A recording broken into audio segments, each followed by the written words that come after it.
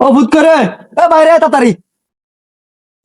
বাবা একটু গেদিন নানার বাড়ি যাইতাছি, ওরা 12 ফোন করতেছে ওগো বাড়ি যাইবার লাগিয়া।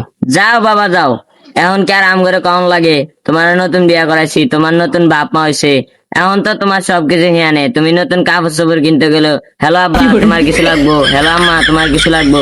এখন তো আর আম করে লাগে না, এখন তোমার সবকিছু হিয়া নেই। যাও তুমি যাও। যে দিনে শ্বশুর বাড়ি যাওয়ার কথা কই ও দিনে তোমার আগলা নাটক করে। তুমি যাইবার দিলে দাও, না দিলে মানা করে দাও, ঘরে যাই হইয়া থাকি।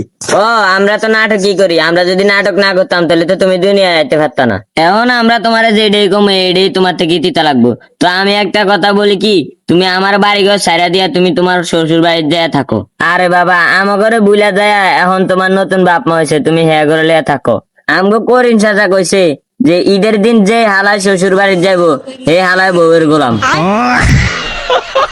আচ্ছা বাবা, এসব বইয়ের গোলামি টোলামি এসব ফেসাল কি বাদ দাও। আমগো দাদা কইছে তুমিও নাকি বইয়ের গোলামি করছো। আমি তোরে যাইতাম টাইতাম দিতে পারবো না, আমার চোখের সামনে তুমি যা। আর আব্বা তোমার একটা কথা কইতাম মনে নাই, বাড়িতে আমার শাশুড়ি একলা, আমার শাশুড়ি কইছে তোমার যাইতো, তোমার ছাড়া বলে আমার শাশুড়ি ঈদে হইব না। আচ্ছা তুমি যখন যাইবা না তাহলে তুমি থাকো। দূরে চলা রাইতে যাবো।